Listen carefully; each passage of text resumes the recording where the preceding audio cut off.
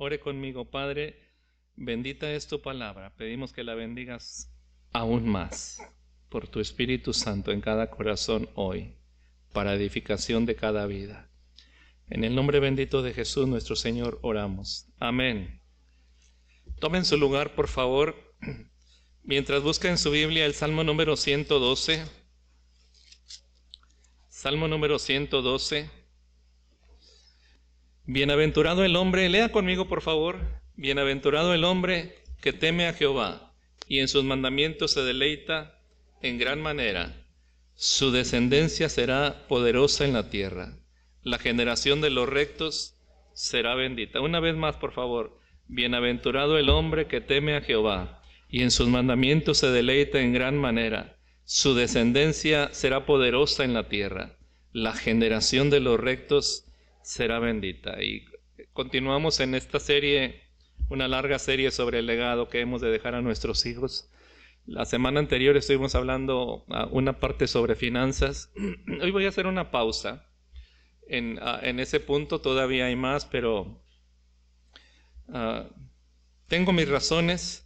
Después vamos a continuar con esa parte que habla acerca de finanzas y voy a abordar otro de los puntos. Si usted tiene la hoja que les di hace algunos domingos atrás, es el punto número 7. Mis hijos y toda mi descendencia pertenecen a Dios, y es responsabilidad mía enseñarles principios bíblicos, carácter piadoso y convicciones firmes basadas en las Sagradas Escrituras. Se lo leo una vez más, es el principio bíblico número 7.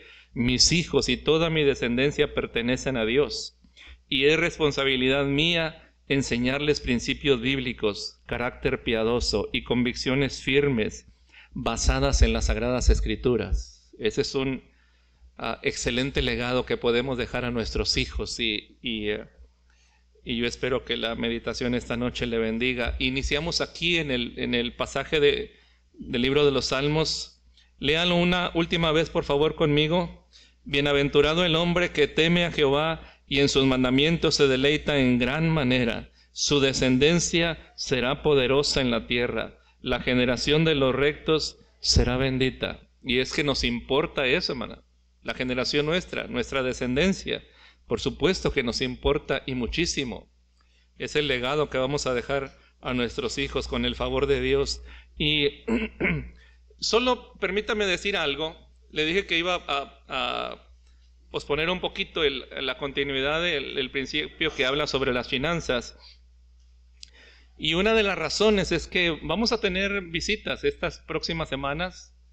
Vamos a tener invitados. Así que yo estoy muy contento por ello. Estoy contento por ustedes, porque entiendo que le hace bien a la iglesia oír la palabra de diferentes personas. Dios tiene diferentes canales por los cuales hablar a su pueblo, y me alegro de ello porque aquí andan en México ya Loami y Gerardo, nuestros amados, y regresaron de Chile para pasar los días de Navidad y Año Nuevo aquí, pero ellos tienen muchos amigos y, como ustedes saben, estuvieron en Piedras Negras y en Eagle Pass, y entonces están allá ahorita, pero regresan a mediados de semana, y el próximo domingo por la mañana, Dios mediante, Gerardo va a estar compartiendo la palabra de Dios por la mañana. Él es un chileno, el único chileno que conocemos aparte de Pablo y su familia, y nos dará mucho gusto tenerles entre nosotros, pero también viene David de vacaciones, así que él enseguida va a estar compartiendo. Y luego hay algunas otras sorpresas, pero será un tiempo de bendición este diciembre. Así que le dije hacer una pausa en eso. Solo quiero mencionar 2 o 3 cositas rápido acerca de finanzas antes de entrar en ese tema. Y las voy a mencionar porque es diciembre. Ya empezó diciembre. La gente trae dinero. No sé usted. No sé si es como... mi papá usaba una palabra cuando se enojaba con mi mamá porque ella gastaba. Él decía, es que tu madre es una lumbre, decía. le quema el dinero. Y entonces... pero eran polos opuestos ellos, eran diferentes. A mi papá le gustaba traer el dinero en la cartera, ahí, y nadie metía mano. Pero la razón es que tenía 7 hijos y una mujer que mantener, y él no era un empresario y no era un hombre de mucho dinero, así que era muy cuidadoso con cómo manejar el dinero. Y, y solo sacaba su cartera cuando iban al mandado y él pagaba. Pero mi mamá, como muchas mujeres, bueno, supongo que no las conozco a todas, pero como muchas damas, estaban pendientes de las necesidades que había en casa, ¿verdad? Ella sabía si alguno de los hijos le dábamos dinero, sabía que había una cama que ya necesitaba cubrecamas nuevas porque estaba rota, o si el colchón ya tenía resortes por todos lados, salidos. Y entonces ella veía esas necesidades y algunas otras, cortinas que ya se podía ver a través de ellas hacia afuera, aunque eran gruesas, y todo ese tipo de cosas. Y eran diferentes el uno del otro. Pero hay gente que sí le quema el dinero de por sí. Entonces apenas recibe y ya lo debe todo. Yo he oído casos, y me duelen mucho, casos de gente que dicen, cuando yo cobro el aguinaldo, lo único que hago es ir a pagar deudas porque lo debo todo. Y pienso que deprimente ha de ser eso. Pero aquí le van 2 o 3 pildoritas acerca de eso. ¿Quién le dijo a la gente que tenía que gastar en diciembre? Nadie. Y voy a decir esto viendo hacia abajo para no ver algunas caras. Pero no tiene que hacerlo. No tiene que hacerlo porque en diciembre es un mes caro para comprar. Y yo le haría un desafío solo como prueba. Si usted va a las tiendas en enero, lo que encontró a un precio en enero lo va a encontrar a mucho menor precio. Mi esposa está aquí y enero, fines de enero, principios de febrero es nuestro mes favorito para comprar. Porque ella ha comprado, por ejemplo, botas para tiempo de frío, que fue la última vez que recuerdo que compró para tiempo de frío en enero y costaban menos de la mitad, casi la tercera parte de lo que valían cuando se llegó la temporada de diciembre. Es decir, si las encontraba en 1,000 pesos en diciembre, en enero y las encontró en 300 pesos. Igualmente con la ropa. Ahora, si alguien dice, pero es que en enero ya no voy a estrenar. Cuando se estrena es en diciembre, en enero ya para qué. Pero hay un próximo diciembre. Es decir, ¿dónde está el asunto de la paciencia? Si usted puede comprar en enero y ganarle a los comerciantes, porque les gana, porque ellos tienen que vender y tienen entonces que vender muy barato, porque en enero no hay dinero, en la famosa cuesta de enero, entonces es un mes idóneo. Y un día nos encontramos por ahí a una hermana que venía a esta iglesia y nos la encontramos ahí buscando en lugares donde estaban rematando, pero no se engañe con eso de rematar, era ropa buena y era en una boutique y era, como le digo, buena ropa, pero estaban rematando porque la estaban rebajando porque la gente no estaba comprando y los negocios necesitan vender. Así que dijo, este es mi mes para comprar. Y ahí nos encontramos, fines de enero. Un día, el único riesgo es un día mi esposa y yo andábamos, ¿qué fue? En City Club, creo. Y entonces vio un abrigo largo, de esos, ¿cómo se llaman? De 3/4, hasta la rodilla. Y es bonito, elegante.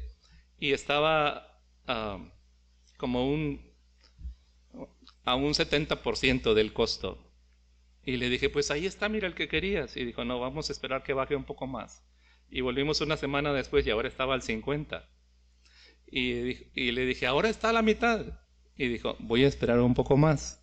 Y regresamos una semana después. Mande, hermana Mari. Ya no estaba. El detalle es que había otros compradores de enero, ¿verdad? Pero es el único riesgo. Pero a lo que me refiero, si usted es un comprador inteligente, mire, la Biblia dice que los hijos de este siglo son más sagaces en muchas cosas que los hijos de luz. Y en eso es prudente aprenderlo porque Dios nos ha hecho administradores de los bienes que nos da. Y la Biblia dice que al que administra bien, se le va a dar más. ¿Dónde dice esto? Mire, no con palabras textuales, pero ¿se acuerda la parábola de los talentos? Ahora, talentos ahí, hermanos, eran monedas, no era capacidad de algo, era una moneda, los talentos. Y usted se recuerda que a uno le entregó ¿cuánto? 5, a otro 2 y a otro 1. Al final, al que le dieron 1, se lo quitaron. Pero ¿y qué hicieron con ese talento? ¿Lo ve? Al que tenía 5, pero para esas alturas ya tenía 10. Así que cuando alguien es fiel y es avisado, la Biblia dice que el simple todo lo cree. El simple todo lo cree. Y pasan y llevan el daño, pero el avisado ve el mal y se esconde. Uno tiene que ser prudente aún en esas cosas, hermano. Y la Biblia dice que al que es fiel en lo poco, también en lo más es fiel. Así que hay muchas ocasiones, hermano, en que Dios deja de bendecir a alguien porque se da cuenta que es imprudente con lo que recibe, con lo que Dios le da. Porque lo cierto es que todo lo que recibimos proviene de Dios, ¿sí o no? Aún el fruto de nuestro trabajo, hermano, porque la capacidad para trabajar, para hacer negocios o para ser alguien capaz en su trabajo proviene de Dios. La salud y la capacidad, todo proviene de Dios. Toda buena dádiva y todo don perfecto desciende de lo alto, y esto incluye las finanzas. Así que, por amor de usted mismo, porque le digo, esto es por el bien de usted mismo, sea inteligente en eso. Yo le animo a que considere esta opción. Y la última cosa que quiero decirle: cuando compre, considere esto. Después ya tendremos oportunidad de hablarlo en detalle cuando continuemos allá en enero con ese asunto que es importante. Considere una cosa: hay cosas que cuando uno compra, hermanos, se deprecian. ¿Qué significa eso? Pierden valor. Le doy 2 ejemplos muy simples, como podría darle muchos.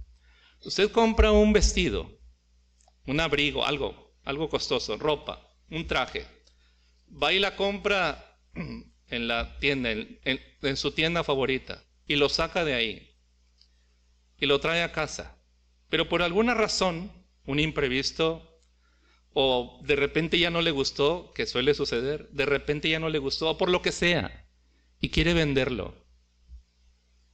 Ni siquiera lo estrenó, todavía tiene ahí las etiquetas y todo. Si usted lo compró en 1,000 pesos, yo le pregunto, ¿lo va a poder vender en 1,000 pesos? No, en cuanto eso sale de la tienda ya no vale lo mismo. Se deprecian. Así que considere eso cuando haga una compra donde invierte. Y donde invierte una buena cantidad. Le pongo otro ejemplo muy simple: un carro o camioneta. Usted la compra en la agencia, 0 kilómetros, y lo trae a casa.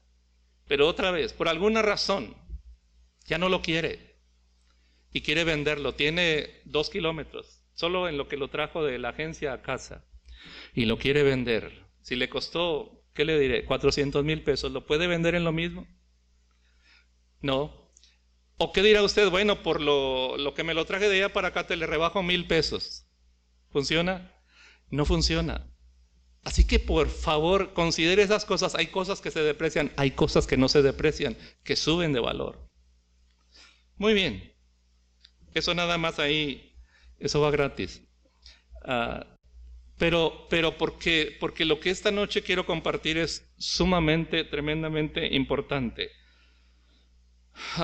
El texto que leímos en el Salmo 112, el versículo 2 dice: su descendencia será poderosa en la tierra, la generación de los rectos será bendita. Y el encabezado de nuestro manual que estamos llevando dice: mis hijos y toda mi descendencia pertenecen a Dios, y es responsabilidad mía enseñarles principios piadosos y convicciones firmes basadas en las Sagradas Escrituras. Si nosotros pudiéramos ponerle a esto en una sola palabra, ¿cuál sería esa palabra? Ahora, ¿cuál todo esto? Esto que dice: enseñarles principios bíblicos, carácter piadoso y convicciones firmes basadas en las Sagradas Escrituras. Esta palabra, si pudiéramos buscarle una palabra a esto, sería santidad, rectitud, Y hay una perspectiva de esto que quiero compartirle esta noche, con el favor de Dios. La Biblia habla de la santidad. No solo habla de la santidad de Dios, que de por sí es santo, pero una consecuencia de que el Dios a quien amamos, a quienes hemos entregado nuestra vida es santo, es que Él espera lo mismo de nosotros. Amén. Él dijo, sed santos. ¿Por qué? Porque yo soy santo. Porque escrito está, sed santos porque yo soy santo. Y esta mañana explicábamos que esa es la motivación de la santidad. La motivación es, sed santos porque yo soy santo. En otras palabras, lo explico para los que no estaban, el texto no dice, sean santos porque si no los castigo. No dice, sean santos porque si no los mando al infierno. Ahora, eso va implícito. Si alguien anda en caminos de maldad, va a llevar un castigo.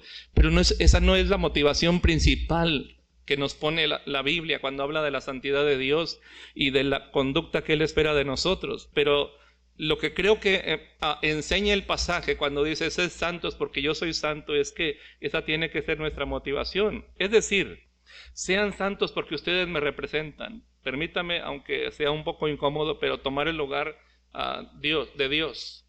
Como si Dios estuviera hablando aquí. Y es, sean santos porque ustedes son mis hijos. Ustedes me representan. Ustedes van a dar testimonio de lo que yo soy. Van a honrarme o van a avergonzarme.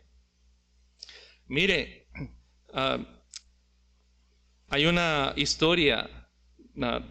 y es una historia verídica. Cuando Alejandro el Grande gobernaba el mundo conocido, Alejandro Magno, y dicen que en esos días en que él era dueño de todo el mundo conocido y era un conquistador, llegó a sus oídos la historia de uno de sus soldados, y esto no era común. Uno de sus soldados que estaba viviendo mal, era un desordenado, se embriagaba y maltrataba a los demás, y cuando Alejandro se enteró de esto, mandó llamarlo, y entonces el hombre llegó temblando, porque sabía que Alejandro era hombre de pocas palabras y era muy exigente con sus soldados. Y entonces Alejandro le dijo, oigo que estás teniendo una conducta muy desordenada que nadie tiene.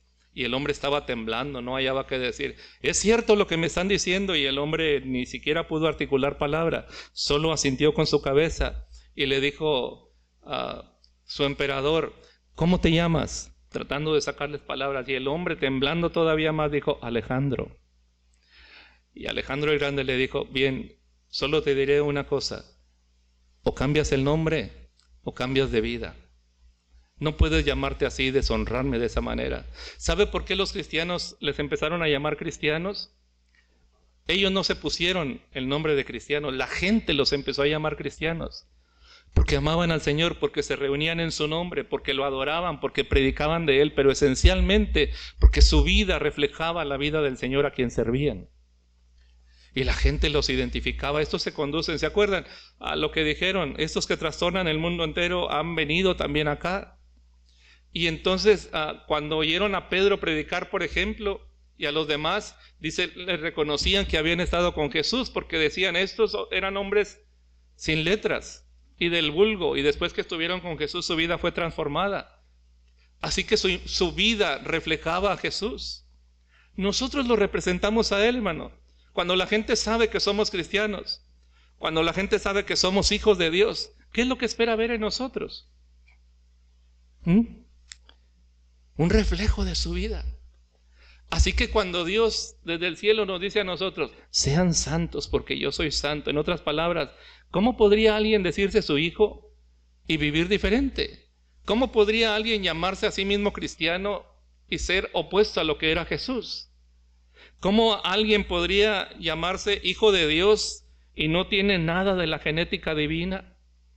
Eso sería vergonzoso, sería penoso. ¿Cómo es que alguien puede vivir una vida escandalosa y decir que es un hijo de Dios? Es incongruente. Avergüenza el nombre del Señor. Y la Biblia dice, Jesús dijo, hermano, que así vean vuestras buenas obras. ¿Para qué? Que glorifiquen a vuestro Padre que está en los cielos. Si ven las buenas obras, si ven la conducta responsable, íntegra en el carácter, no perfecta porque no hay perfectos, pero un carácter íntegro, un carácter cristiano, eso va a glorificar al Señor. Pero si ven lo otro, eso avergüenza el nombre de Dios. Así que el texto cuando dice sed santos porque yo soy santo, lo que Dios está diciendo, si yo soy santo como padre, ¿cómo van a ser ustedes mis hijos? Y si la vida nuestra no corresponde al carácter de Dios, ¿no entonces sería vergonzoso llamarnos hijos de Dios? Dice la Biblia, en la primera carta de Juan, uno de los versículos ahí, dice que tenemos que tener cuidado para que en su venida no seamos avergonzados. Así que el hecho de que Dios es santo implica santificación en sus hijos.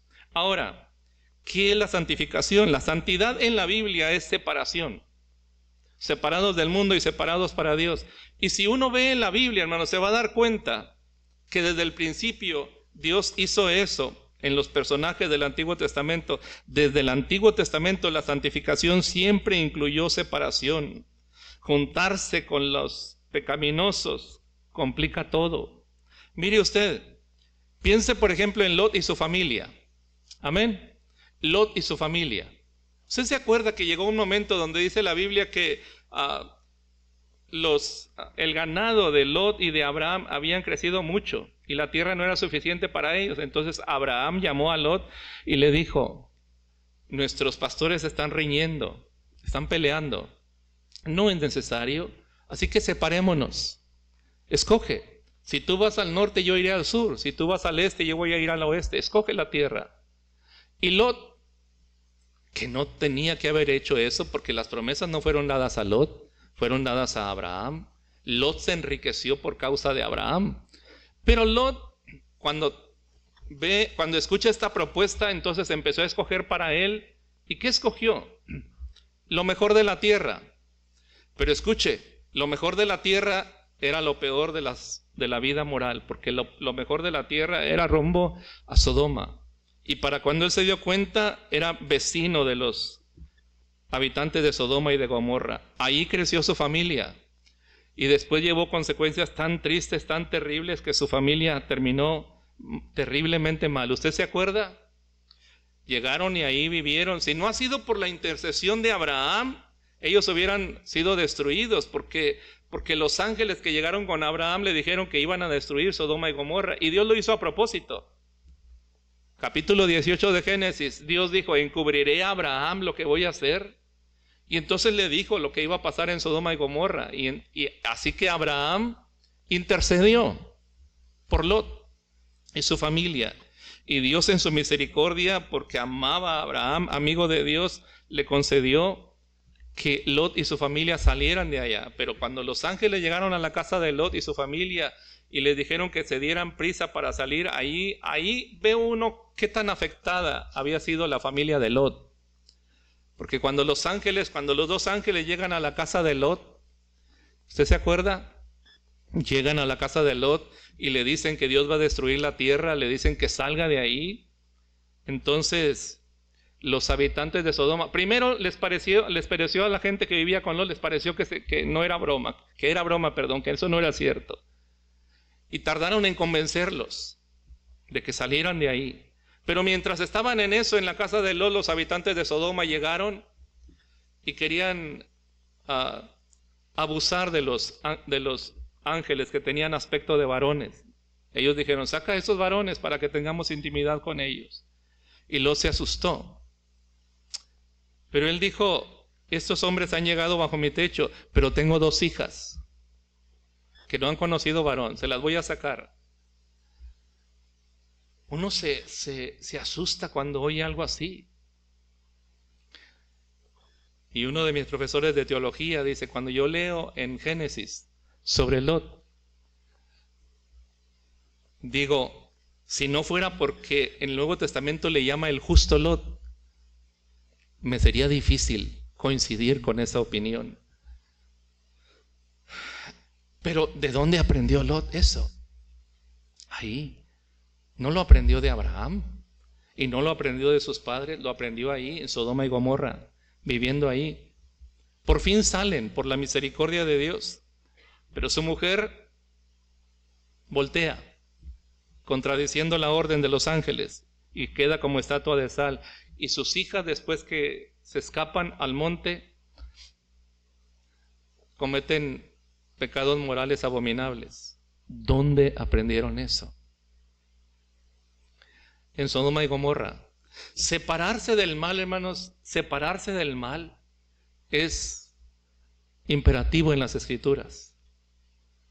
Porque es muy claro en la Biblia. Mire, por ejemplo, cuando nos habla de las compañías, dice que las malas, no es rey, las malas conversaciones corrompen las buenas costumbres. Y eso es cierto, las malas conversaciones corrompen las buenas costumbres. Mire, por ejemplo, lo que dice el libro de Proverbios, capítulo 1. Vaya conmigo allá, por favor. Proverbios, capítulo 1. Hijo mío, si los pecadores te quisieren engañar, no consientas. Proverbios 1:10. Si dijeren, ven con nosotros, pongamos acechanzas para derramar sangre, acechemos sin motivo al inocente. Proverbios 1:11. Los tragaremos vivos como el Seol y enteros como los que caen en un abismo. Hallaremos riquezas de toda clase, llenaremos nuestras casas de despojos. Echa tu suerte entre nosotros. ¿Y qué más? Tengamos todos una bolsa, o sea, nombremos un tesorero. Hijo mío, no andes en camino con ellos, aparta tu pie de tus veredas, porque sus pies corren hacia el mal y van presurosos a derramar sangre, porque en vano se tenderá la red ante los ojos de toda ave, pero ellos a su propia sangre ponen acechanzas y a sus almas tienden lazo. Cuando uno lee de esto, casi parece que una pandilla, ¿no? Juntémonos, hagamos males y tengamos una tesorería. Ven con nosotros. El juntarse con los malos. El que se junta con sabios, sabio será. Pero el compañero de necios será quebrantado, será avergonzado. Eso dice la palabra de Dios. Así que Dios desde un principio, Él sabía eso y lo refleja en todas las Escrituras. Lot y su familia salieron con Abraham, pero no comprendieron eso. Mire, ¿a pesar de qué? De que cuando Dios pone sus ojos en Abraham y lo elige para ser el padre de la nación de Israel, ¿qué es lo que Dios hace? Sal de tu tierra y de tu parentela. ¿A dónde? A la tierra que yo te mostraré. Génesis capítulo 12. Pero Jehová había dicho a Abraham, sal de tu tierra y tu parentela, a la tierra que te mostraré. Y el capítulo 12 de Génesis no nos dice la razón, pero el último capítulo de Josué dice por qué. Dice que Abraham y su esposa vivían en una tierra donde adoraban ídolos. ¿Se acuerda? Donde dice, y si mal os parece servir a Jehová, Josué 24:15, escogeos hoy a quién sirváis, si a los dioses de los amorreos en cuya tierra habitáis, ¿o qué? ¿Qué más dice? Búsquenlo conmigo, por favor, Josué 24:15.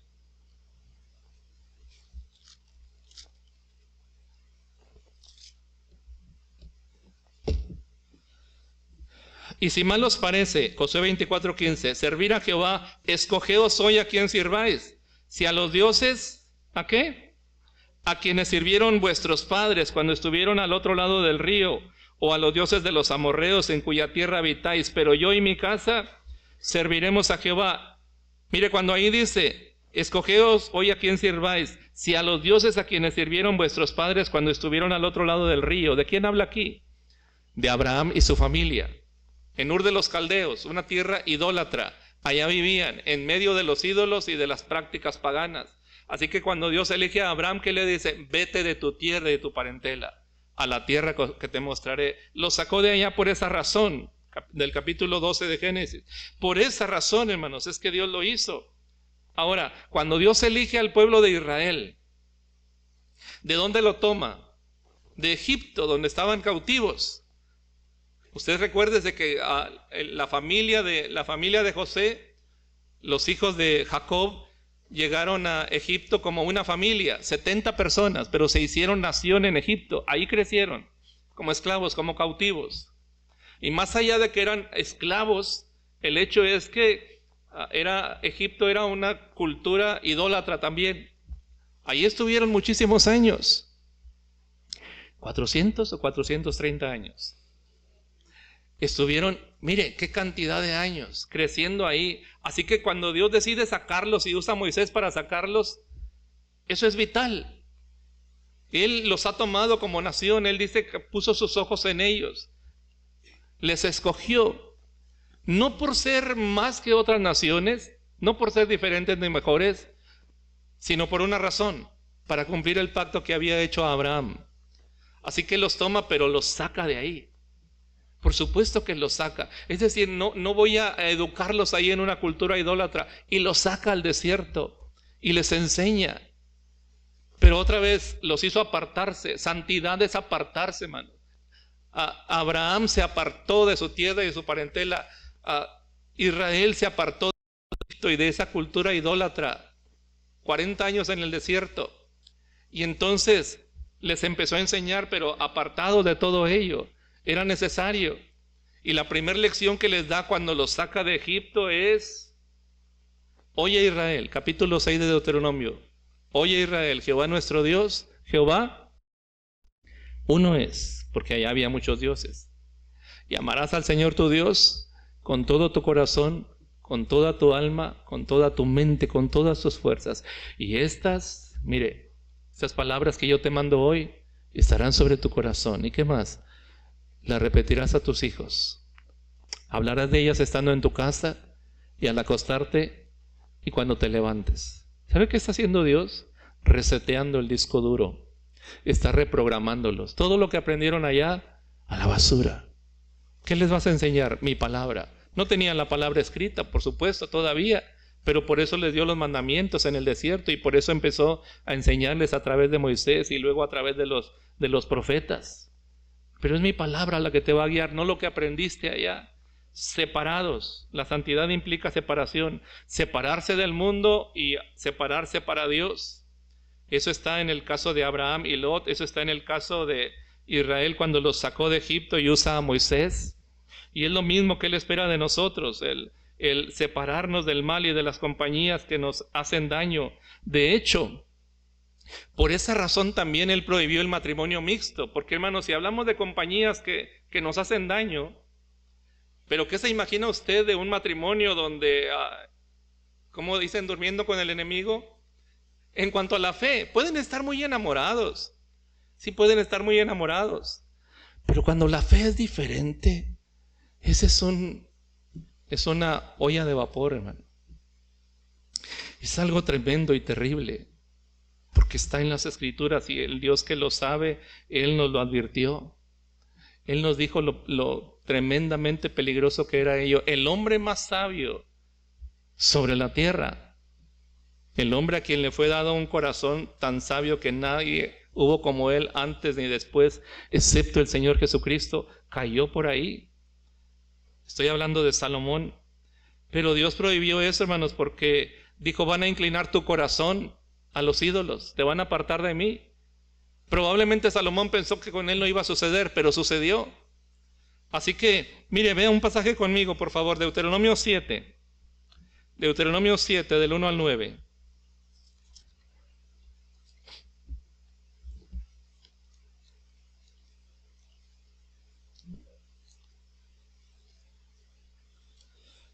Deuteronomio 7, 1 al 9. Cuando Jehová tu Dios te haya introducido en la tierra en la cual entrarás para tomarla, y haya echado de delante de ti a muchas naciones, al Eteo, al Gergeseo, al Amorreo, al Cananeo, al Fereceo, al Heveo, al Jebuseo, a todos los feos, y a 7 naciones mayores y más poderosas que tú. Mire lo que dice aquí: mayores y más poderosas que tú. Es importante notarlo. Y Jehová tu Dios las haya entregado delante de ti y las hayas, ¿qué? Derrotado, las destruirás del todo. Ese fue el mandato. No harás con ellas alianza, ni tendrás de ellas misericordia. Nada de eso. Dios tenía sus razones.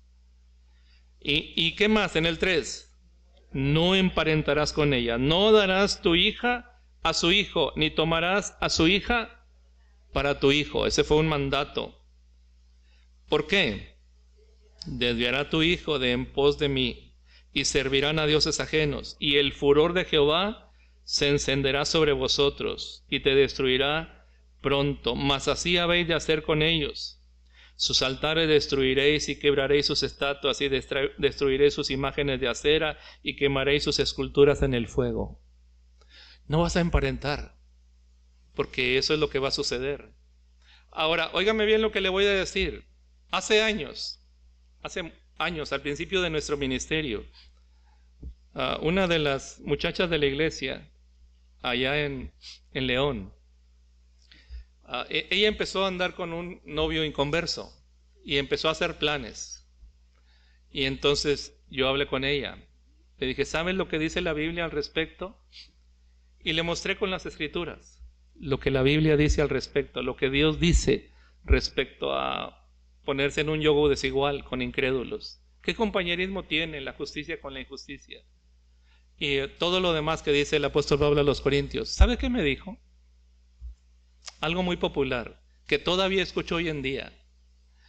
No sé si pensó que me iba a desarmar o no sé qué se imaginó, pero me dijo, pero pastor, en el corazón no se manda.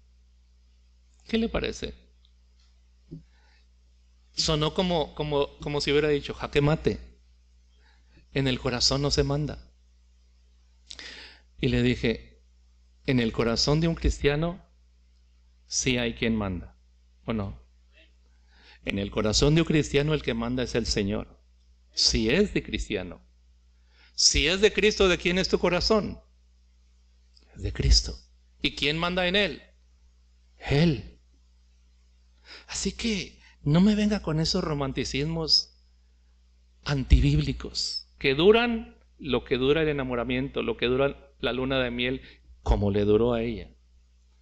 Porque el enamoramiento va y viene, hermano, y en pocas semanas se dio cuenta que lo que pensaba que iba a ser el cielo en la tierra resultó lo contrario. Y ya entonces, ¿cómo va a decir uno? Te dije, si ya están casados. Y esa es la razón, hermano. Esa es la razón. ¿Por qué tanto apasionamiento cuando hablamos de eso? Porque hemos visto. ¿Por qué hacer triste e infeliz una vida por hacer algo que el Creador del cielo y de la tierra y el Creador nuestro ya nos había dicho que iba a pasar? ¿Por qué aprender a la mala lo que Dios ya nos había advertido? Mira lo que dice todavía adelante. Estamos en Deuteronomio 7. Porque tú eres, ¿qué? Pueblo santo para Jehová tu Dios. Miren la frase, pueblo santo para Jehová tu Dios, porque santo es apartado del mal y apartado para Jehová tu Dios. Jehová tu Dios te ha escogido para hacerle un pueblo especial, más que todos los pueblos que están sobre la tierra. No por ser vosotros más que todos los pueblos os ha querido Jehová y os ha escogido, pues vosotros erais el más insignificante de todos los pueblos, sino por cuanto Jehová os amó. Bendito sea su nombre. Es porque Él nos amó. Es por su pura gracia, según el puro afecto de su voluntad, dice el Nuevo Testamento. Es por su pura gracia, no es por quién éramos, porque no éramos nada, hermano. ¿Qué era nuestro pasado? El apóstol dijo, cosas de las cuales os avergonzáis ahora, es vergonzoso hablar del pasado. Aunque hubo un tiempo que se hizo como popular eso, ¿verdad? Los testimonios. Y yo andaba, hermano, y me peleé con 5 y los mandé al hospital y todo eso, pero Cristo, y la gente, amén, amén. Pero Cristo me salvó. Y entonces hay muchas cosas del pasado de uno que uno no quiere hablar porque es penoso, porque es vergonzoso. Pero Cristo, como dice el libro de Efesios, pero Dios, que es rico en misericordia, por su gran amor con que nos amó, nos dio vida juntamente con Él. Por gracia sois salvos. Así que no es por lo que éramos, dice el 8, sino porque cuanto Jehová os amó y quiso guardar el juramento que juró a vuestros padres. ¿De quién habla? De Abraham y Sara. Os ha sacado Jehová con mano poderosa y os ha rescatado de servidumbre, de la mano de Faraón, rey de Egipto. Conoce pues que Jehová tu Dios es Dios, Dios fiel, que guarda el pacto y la misericordia a los que le aman y guardan sus mandamientos hasta 1000 generaciones. Así que, por esa razón Dios prohibió el matrimonio mixto. ¿Qué leímos? Va a inclinar tu corazón y lo va a apartar de mí. Y probablemente Salomón pensó que no iba a suceder con él, pero mire conmigo lo que dice Primero de Reyes 11:1. Primer libro de Reyes, capítulo 11, verso 1. Pero el rey Salomón amó, además de la hija de Faraón, a muchas mujeres extranjeras, a las de Moab, a las de Amón, a las de Edom, a las de Sidón y a las Eteas, gentes de las cuales Jehová había dicho a los hijos de Israel: no llegaréis a ellas, ni ellas llegarán a vosotros, porque ciertamente, mire, la misma razón, harán inclinar vuestros corazones tras sus dioses. A estas pues se juntó Salomón con amor, y tuvo 700 mujeres reinas y 300 concubinas, y sus mujeres desviaron su corazón. Hermanos, si una mujer desvió el corazón de Sansón, ¿se acuerda? Dalila. Por cierto, ¿saben cómo estaba Sansón cuando vinieron sobre él? Cuando le cortaron el cabello, ¿dónde estaba Sansón? En el regazo de ella. No sé si era de los que le gusta acostarse y que le hagan piojito, decían. Sonó una frase muy rara, pero no sé cómo más describirla. Pero ahí estaba feliz el hombre. Y ahí pensó: me voy a escapar como las otras veces. Y dice la Biblia, él no sabía. Ese es el problema. No sabía que Jehová ya se había apartado de él. Salomón, no sé si pensó, pero no era tan sabio como yo, o no era tan poderoso como yo. Pero eso no respeta estrato social, ni grados académicos, ni ninguna cosa. Lo que Dios dijo que iba a suceder, sucedió. Se juntó Salomón con amor. Y versículo 4, y cuando Salomón era ya viejo, ¿qué? Sus mujeres inclinaron su corazón tras dioses ajenos, y su corazón no era perfecto con Jehová su Dios, como el corazón de su padre David, porque Salomón siguió a Astoret, diosa de los sidonios, y a Milcom, ídolo abominable de los amonitas. E hizo Salomón lo malo ante los ojos de Jehová, y no siguió cumplidamente a Jehová como David su padre. Entonces edificó Salomón un lugar alto a Quemos, ídolo abominable de Moab. Ya ve que 2 veces habla de ídolos abominables en el monte que está enfrente de Jerusalén, y a Moloc, ídolo abominable de los hijos de Amón. Así hizo, ¿para cuántas? Para todas sus mujeres extranjeras, las cuales quemaban incienso y ofrecían sacrificios a sus dioses, con el permiso y la bendición de Salomón. Y se enojó Jehová contra Salomón, por cuanto su corazón se había apartado de Jehová, Dios de Israel, que se le había aparecido 2 veces, y le había mandado acerca de esto que no siguiese a dioses ajenos, mas él no guardó lo que le mandó Jehová. Y dijo Jehová a Salomón: por cuanto ha habido esto en ti, y no has guardado mi pacto y mis estatutos que yo te mandé, romperé de ti el reino y lo entregaré a tus siervos. Sin embargo, no lo haré en tus días, por amor de David tu padre. Por eso se libró Salomón, hermano. Pero la consecuencia vino. ¿De qué estamos hablando? Santidad implica separación de todo lo malo. Abraham salió de su tierra y de su parentela, Israel salió de Egipto. Y aquí, hermanos, lo peor que alguien puede hacer es, no solo no sale de lo malo, pero se junta. Es una cosa terrible. Unirse en yugo. No os unáis en yugo desigual con los incrédulos. ¿Andarán 2 juntos si no estuvieran de acuerdo? ¿Qué compañerismo tiene la justicia con la injusticia? Y Dios ya nos advirtió que eso acabaría muy mal. Mire, bueno, voy a dejar eso. Hay tantas historias, pero quiero que busque conmigo otro pasaje en la Biblia. Esdras, capítulo 10. Versículo 1. Esdras capítulo 10, versículo 1. Aquí pasó algo que no es simple de entender, pero sucedió. Y Esdras estaba orando, capítulo 10, verso 1. Mientras oraba Esdras y hacía confesión, ¿cómo? Llorando. Así que Esdras estaba muy apesadumbrado. ¿Por qué lloraba Esdras? Aquí vamos a verlo. Llorando y postrándose delante de la casa de Dios, se juntó a él una muy grande multitud de Israel, hombres, mujeres y niños. ¿Y qué?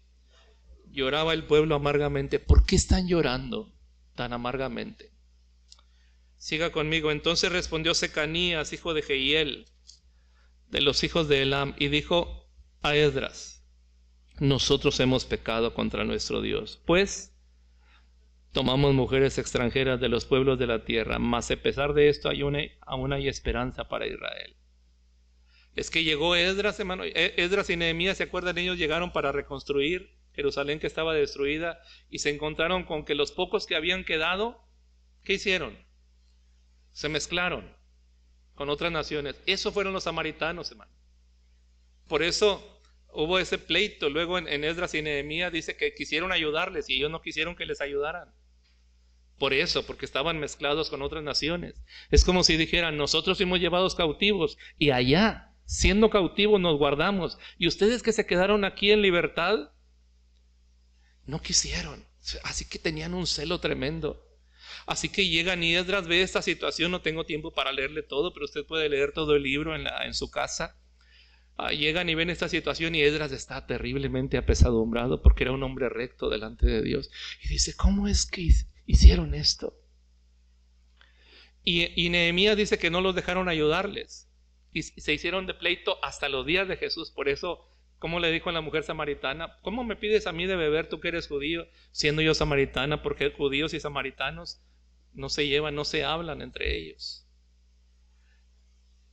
Pero el pleito empezó acá. Y entonces Esdras ve esta situación y está llorando. Y la gente de corazón sensible como él, de corazón puro, está llorando con él. ¿Cómo van a remediar eso? Si ya tienen familia, ¿cómo le van a hacer? Y mire lo que pasó. Pero aún hay esperanza para Israel. Verso 3. Ahora pues, hagamos pacto con nuestro Dios, que despediremos a todas las mujeres y los nacidos de ellas, según el consejo de mi Señor y de los que temen el mandamiento de nuestro Dios, y hágase conforme a la ley. Probablemente cuando Esdras oyó esto pensó: pero qué fuerte. Porque mire, no es fuerte. Son mujeres ya casadas, hombres casados y tienen familia. Bien, vamos a despedir a todos ellos. Ahora quieren revertir el mal que hicieron. Y Esdras probablemente está intimidado ante esto, porque cuando hay inconformidades, ¿contra quién se van las inconformidades? Contra el líder. Eso lleva el líder en el paquete, va contra él. Así que probablemente se muestra intimidado, pero mire lo que le dicen ellos: levántate, 4, porque esta es tu obligación, vaya, y nosotros estaremos contigo, gracias a Dios.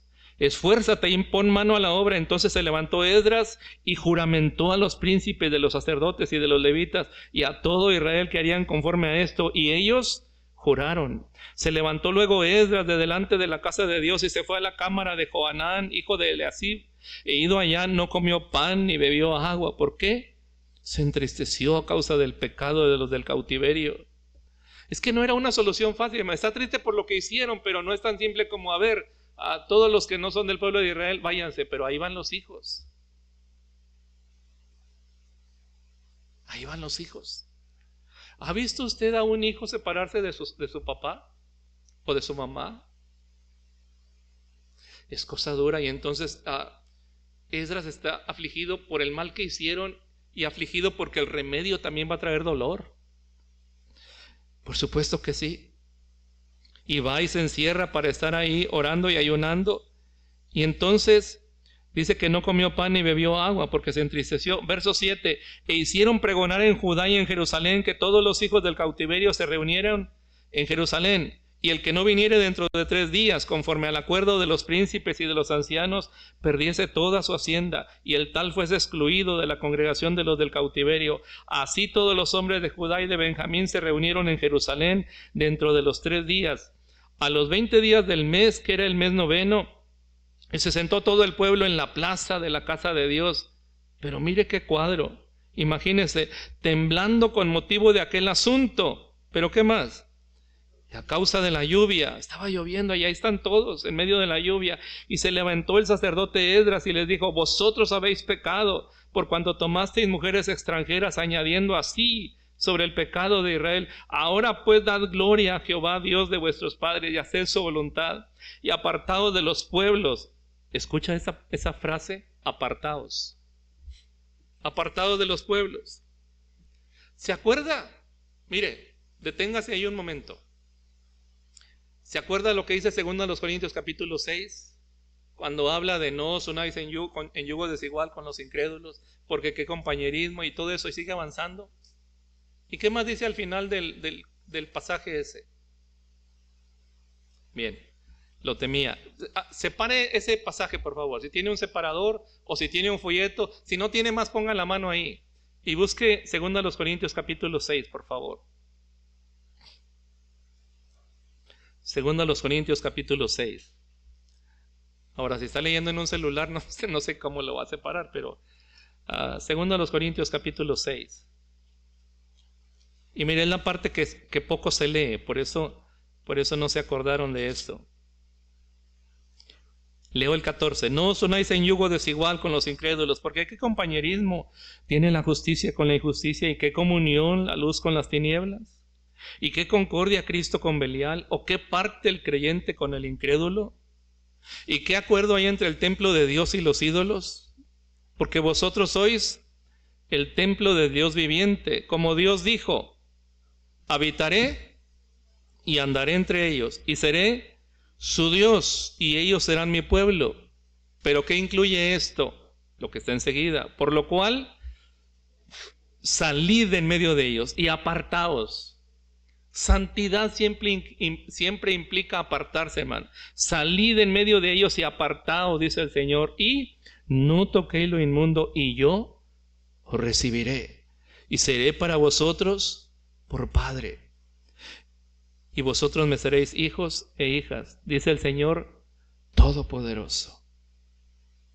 Así que, amados, puesto que tenemos tales promesas, limpiémonos de toda contaminación de carne y de espíritu, perfeccionando la santidad en el temor de Dios. Es decir, el temor de Dios, un temor sano, nos impulsa a alejarnos de lo malo, de lo que no le agrada. Pero mire el último versículo que leímos, 7:1. Así que, amados, así que une este versículo con los anteriores, puesto que tenemos tales promesas. ¿Cuáles promesas? Las anteriores. ¿A qué promesa se refiere? Habitaré y andaré entre ellos, seré su Dios, serán mi pueblo, seré para vosotros padre, y vosotros me seréis hijos e hijas. Es decir, los voy a tratar como un padre trata a sus hijos. Pero, puesto que tenemos tales promesas, ¿qué espera Él de nosotros? Limpiémonos de toda contaminación de carne y de espíritu, perfeccionando la santidad en el temor de Dios. ¿Qué incluye este llamado a la santidad? Salid en medio de ellos y apartaos, dice el Señor. ¿Lo ve? Esto es el mismo cuadro que está en Esdras. Exactamente el mismo. Regrese a Esdras, por favor, y ahí vamos a terminar. Estamos en el capítulo 10 y versículo 10, ahí había leído. Se levantó el sacerdote Esdras y les dijo: vosotros habéis pecado por cuanto tomasteis mujeres extranjeras, añadiendo así sobre el pecado de Israel. Ahora pues dad gloria a Jehová, Dios de vuestros padres, y haced su voluntad, y apartaos de los pueblos de las tierras y de las mujeres extranjeras. Y respondió toda la asamblea y dijeron en alta voz: así se haga conforme a tu palabra. Quiero añadir algo, hermanos. Escúcheme, por favor. ¿Cómo es que toda esta gente fue convencida? Porque usted no vea algún tipo de golpe de estado, gente que se rebelara y todo eso. ¿Cuál fue la clave para que hubiera tal disposición, tal disposición de ánimo de la gente de decir vamos a hacerlo, a pesar que no era algo fácil? Le diré, la parte vital de esto aquí es que al inicio había un hombre justo llorando y afligiéndose por haber ofendido a Dios. Y luego que él estaba ahí llorando y afligido porque su pueblo ofendió a Dios, otros se unieron, ¿se acuerda? Otros se unieron. En estos días voy a decir algo en un paréntesis y regreso para terminar aquí. estábamos ahí en la reunión de pastores en Palo Blanco, la reunión que tenemos cada mes. Y entonces el hermano que estaba dirigiendo, el pastor de la iglesia local, nos llamó a un tiempo de oración y preguntó, ¿tienen algunos motivos de oración? Y hubo algunos, pero había un hermano, un amigo nuestro, hermano en Cristo, hermano Juanito Aguilar, pastor de la iglesia Príncipe de Paz. Él dijo, yo pido que oren por una situación ahí frente al templo, pero en la esquina. El templo está como media cuadra, digamos, y en el lado de enfrente, pero en la mera esquina hay una cantina, y tiene años ahí. A veces duraba cerrada, a veces abierta, pero tiene mucho tiempo abierta. Y la parte que me preocupa mucho es que hay multitud de gente entrando y saliendo ahora. Y tiene meses que incluso jovencitos de 11, 12 y 13 años. Y hablan de una manera tan terrible y mi corazón está cargado, dijo, porque veo eso todos los días, todos los días. Y es tan doloroso ver a estos niños casi entrar y estar ahí, y no sé dónde estarán los padres, pero yo estoy orando a Dios. Por favor, únanse conmigo para que Dios haga algo ahí. Y eso fue todo lo que dijo. Pero antes de seguir yo le pregunté, hermano, ¿puedo preguntarte algo? Le dije. Digo, sí. Lo primero es, ¿conoces al dueño del lugar? Sí. Bien. ¿Cómo quieres que oremos? Porque podemos orar que Dios trate con él. Él es el dueño. Y dijo, a él no le importa en absoluto. Él dice, es un negocio como todos. Si la gente va y compra voluntariamente. ¿Qué venderán y qué no harán? No lo sé. Porque ya saben, a veces la autoridad está ligada con eso, pero dice, a él no le importa en absoluto. Y entonces le añado, solo tengo una pregunta más, hermano. Tú estás cargado con eso, estás afligido, pero la iglesia tiene carga por eso. Y entonces solo movió su cabeza. Y fue solo mi pregunta. Pero le dije, si la iglesia se pone de acuerdo, es más fácil obtener una respuesta de Dios. Eso es lo que vemos en la Biblia. Si 2 o 3 se ponen de acuerdo, ¿verdad? Sobre cualquier cosa que pidan, les será hecho por mi Padre que está en los cielos. Pero también dice, si se humillare mi pueblo, ¿verdad? No dice si se humillare el pastor o si se humillare la maestra. Si se humillare, ¿quién? Mi pueblo, sobre el cual mi nombre es invocado. Entonces, yo iré desde los cielos, perdonaré sus pecados y sanaré su tierra. Pero si se humillare mi pueblo. Dura cosa es que el pastor esté afligido por algo y la iglesia no sienta carga. Pero miren, hermanos, no se trata aquí de juzgar, porque yo pensé enseguidita de eso después, esa noche, que ya estaba en cama, y luego en la madrugada, orando, pensé en nuestras misiones. Y el viernes lo estaba comentando en la misión El Faro, con los hermanos. Tenemos ahí ¿qué distancia tendrá? Media cuadra. Un lugar donde venden de todo, imágenes, estatuas, mugrero y medio. Y luego recordé también que en las misiones y el campanario, ahí nos recordó el hermano Cande, justo enseguida hay una pareja joven que tiene, ¿qué tiene, hermano Cande?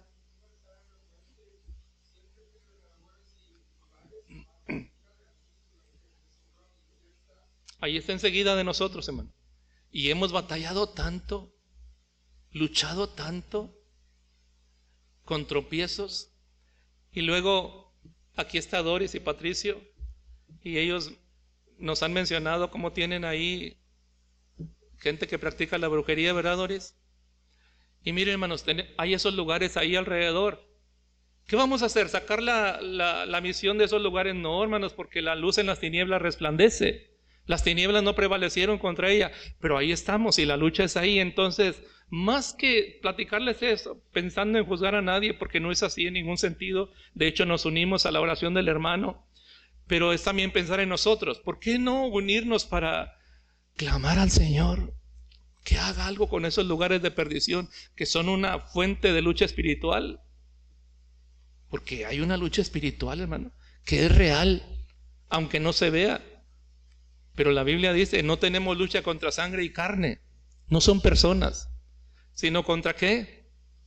Principados y potestades, huestes espirituales de maldad en las regiones celestes, en las regiones del cielo.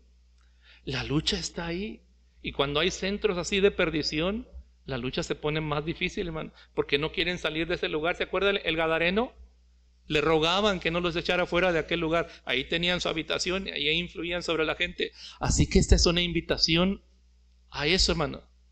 Y no me estoy desviando del asunto, porque ¿cómo es que el pueblo de Israel se arrepintió y decidieron, sí, vamos a hacerlo?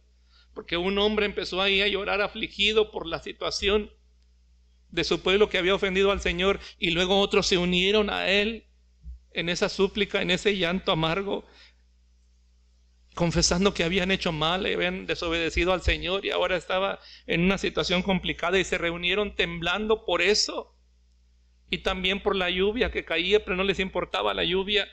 Y terminemos leyendo aquí, versículo 11 leí: ahora pues dad gloria a Jehová, Dios de vuestros padres, y haced su voluntad, y apartaos de los pueblos de las tierras y de las mujeres extranjeras. Y respondió toda la asamblea y dijeron en alta voz: así se haga conforme a tu palabra.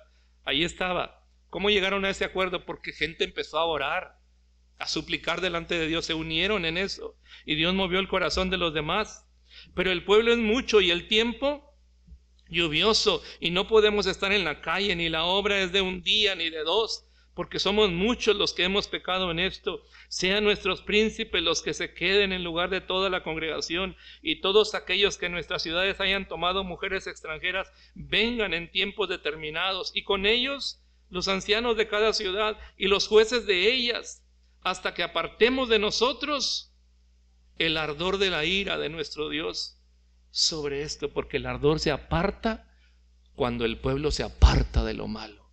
Y eso, hermano, apartarse de lo malo, eso es santidad. Santificación es apartarse del mal y apartarse para Dios. Pueblo santo para Jehová es pueblo apartado para Jehová.